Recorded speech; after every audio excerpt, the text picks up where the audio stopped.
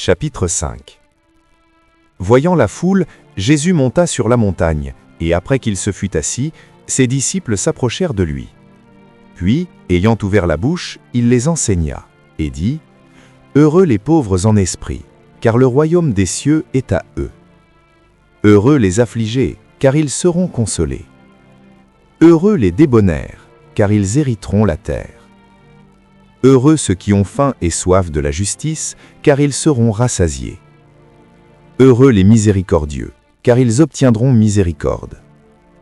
Heureux ceux qui ont le cœur pur, car ils verront Dieu. Heureux ceux qui procurent la paix, car ils seront appelés fils de Dieu.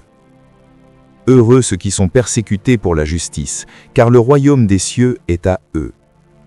Heureux serez-vous lorsqu'on vous outragera, qu'on vous persécutera et qu'on dira faussement de vous toutes sortes de mal à cause de moi. Réjouissez-vous et soyez dans l'allégresse, parce que votre récompense sera grande dans les cieux. Car c'est ainsi qu'on a persécuté les prophètes qui ont été avant vous. Vous êtes le sel de la terre. Mais si le sel perd sa saveur, avec quoi la lui rendra-t-on ? Il ne sert plus qu'à être jeté dehors et foulé aux pieds par les hommes. Vous êtes la lumière du monde.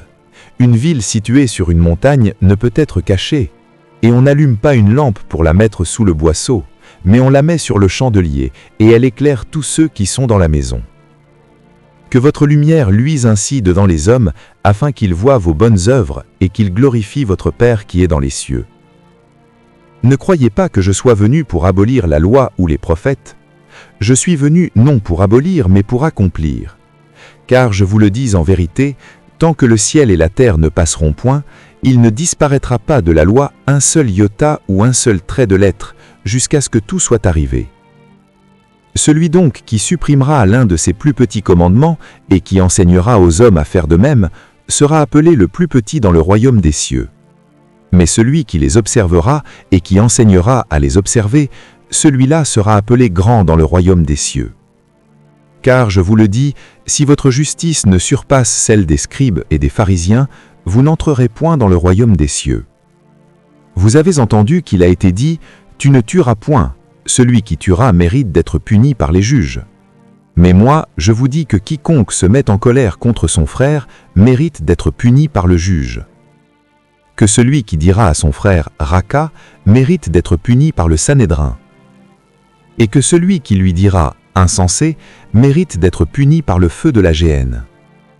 Si donc tu présentes ton offrande à l'autel, et que là tu te souviennes que ton frère a quelque chose contre toi, laisse là ton offrande devant l'autel, et va d'abord te réconcilier avec ton frère. Puis, viens présenter ton offrande. Accorde-toi promptement avec ton adversaire, pendant que tu es en chemin avec lui, de peur qu'il ne te livre au juge, que le juge ne te livre à l'officier de justice, et que tu ne sois mis en prison.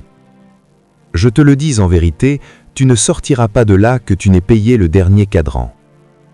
Vous avez entendu qu'il a été dit, tu ne commettras point d'adultère. Mais moi je vous dis que quiconque regarde une femme pour la convoiter a déjà commis un adultère avec elle dans son cœur. Si ton œil droit est pour toi une occasion de chute, arrache-le et jette-le loin de toi, car il est avantageux pour toi qu'un seul de tes membres périsse et que ton corps entier ne soit pas jeté dans la géhenne. Et si ta main droite est pour toi une occasion de chute, coupe-la et jette-la loin de toi, car il est avantageux pour toi qu'un seul de tes membres périsse et que ton corps entier n'aille pas dans la géhenne. Il a été dit que celui qui répudie sa femme lui donne une lettre de divorce. Mais moi je vous dis que celui qui répudie sa femme, sauf pour cause d'infidélité, l'expose à devenir adultère, et que celui qui épouse une femme répudiée commet un adultère. Vous avez encore appris qu'il a été dit « Tu ne te parjureras point, mais tu t'acquitteras envers le Seigneur de ce que tu as déclaré par serment. » Mais moi, je vous dis de ne jurer aucunement, ni par le ciel, parce que c'est le trône de Dieu, ni par la terre, parce que c'est son marchepied, ni par Jérusalem, parce que c'est la ville du grand roi. Ne jure pas non plus par ta tête, car tu ne peux rendre blanc ou noir un seul cheveu. Que votre parole soit oui, oui, non, non. Ce qu'on y ajoute vient du malin. Vous avez appris qu'il a été dit « œil pour œil et dent pour dent ». Mais moi je vous dis de ne pas résister aux méchants. Si quelqu'un te frappe sur la joue droite, présente-lui aussi l'autre. Si quelqu'un veut plaider contre toi et prendre ta tunique, laisse-lui encore ton manteau. Si quelqu'un te force à faire 1 000, fais-en 2 avec lui. Donne à celui qui te demande et ne te détourne pas de celui qui veut emprunter de toi. Vous avez appris qu'il a été dit, tu aimeras ton prochain et tu haïras ton ennemi. Mais moi, je vous dis, aimez vos ennemis, bénissez ceux qui vous malédissent, faites du bien à ceux qui vous haïssent et priez pour ceux qui vous maltraitent et qui vous persécutent, afin que vous soyez fils de votre Père qui est dans les cieux. Car c'est ainsi qu'il fait lever son soleil sur les méchants et sur les bons, et qu'il fait pleuvoir sur les justes et les injustes. Si vous aimez ceux qui vous aiment, quelle récompense méritez-vous? Les publicains, eux aussi, n'agissent-ils pas de même? Et si vous saluez seulement vos frères, que faites-vous d'extraordinaire? Les païens, eux aussi, n'agissent-ils pas de même? Soyez donc parfaits, comme votre Père céleste est parfait. Chapitre 6. Gardez-vous de pratiquer votre justice devant les hommes, pour en être vus. Autrement, vous n'aurez point de récompense auprès de votre Père qui est dans les cieux. Donc, lorsque vous faites l'aumône, ne sonnez pas de trompette devant vous, comme font les hypocrites dans les synagogues et dans les rues, pour être glorifiés par les hommes. Je vous le dis en vérité, ils reçoivent leur récompense. Mais quand vous faites l'aumône, que votre main gauche ne sache pas ce que fait votre droite, afin que votre aumône se fasse en secret, et votre Père qui voit dans le secret vous le rendra. Lorsque vous priez, ne soyez pas comme les hypocrites, qui aiment à prier debout dans les synagogues et au coin des rues pour être vus des hommes. Je vous le dis en vérité, ils reçoivent leur récompense. Mais quand vous priez, entrez dans votre chambre, fermez votre porte et priez votre Père qui est là dans le lieu secret, et votre Père qui voit dans le secret vous le rendra. En priant, ne multipliez pas de vaines paroles comme les païens, qui s'imaginent à force de paroles ils seront exaucés. Ne les ressemblez pas, car votre Père sait de quoi vous avez besoin avant que vous le lui demandiez. Voici donc comment vous devez prier. Notre Père qui es aux cieux, que ton nom soit sanctifié. Que ton règne vienne, que ta volonté soit faite sur la terre comme au ciel. Donne-nous aujourd'hui notre pain quotidien. Pardonne-nous nos offenses, comme nous aussi nous pardonnons à ceux qui nous ont offensés. Ne nous induis pas en tentation, mais délivre-nous du malin. Car c'est à toi qu'appartiennent dans tous les siècles le règne, la puissance et la gloire. Amen. Si vous pardonnez aux hommes leurs offenses, votre Père céleste vous pardonnera aussi. Mais si vous ne pardonnez pas aux hommes leurs offenses, votre Père ne vous pardonnera pas non plus vos offenses. Lorsque vous jeûnez, ne prenez pas un air triste comme les hypocrites qui se rendent le visage tout défait pour montrer aux hommes qu'ils jeûnent. Je vous le dis en vérité, ils reçoivent leur récompense.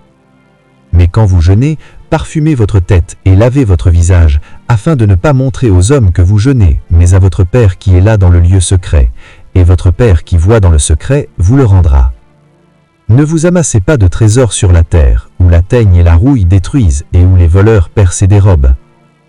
Mais amassez-vous des trésors dans le ciel, où la teigne et la rouille ne détruisent point, et où les voleurs ne percent pas et ne dérobent pas. Car là où est ton trésor, là aussi sera ton cœur. L'œil est la lampe du corps. Si ton œil est en bon état, tout ton corps sera éclairé. Mais si ton œil est en mauvais état, tout ton corps sera dans les ténèbres. Si donc la lumière qui est en toi est ténèbres, combien seront grandes ces ténèbres? Nul ne peut servir 2 maîtres, car ou il haïra l'un et aimera l'autre, ou il s'attachera à l'un et méprisera l'autre. Vous ne pouvez servir Dieu et Mammon. C'est pourquoi je vous dis, ne vous inquiétez pas pour votre vie de ce que vous mangerez, ni pour votre corps de quoi vous serez vêtu. La vie n'est-elle pas plus que la nourriture, et le corps plus que le vêtement? Regardez les oiseaux du ciel, ils ne sèment pas ni ne moissonnent pas, et ils n'amassent pas dans des greniers, et votre Père céleste les nourrit. Ne valez-vous pas plus qu'eux? Qui de vous, par ses inquiétudes, peut ajouter une coudée à la durée de sa vie? Et pourquoi vous inquiétez au sujet du vêtement? Considérez comment croissent les lys des champs, ils ne travaillent pas ni ne filent pas. Cependant je vous dis que Salomon même, dans toute sa gloire, n'a pas été vêtu comme un des ceux. Si Dieu revêt ainsi l'herbe des champs qui existe aujourd'hui et qui demain sera jetée au four, ne vous vêtira-t-il pas à plus forte raison, gens de peu de foi? Ne vous inquiétez donc pas et ne dites pas « Que mangerons-nous? Que boirons-nous? de quoi serons-nous vêtus? Car toutes ces choses, ce sont les païens qui les recherchent. Votre Père céleste sait que vous en avez besoin. Cherchez premièrement le royaume et la justice de Dieu, et toutes ces choses vous seront données par-dessus. Ne vous inquiétez donc pas du demain, car le demain aura soin de lui-même. À chaque jour suffit sa peine.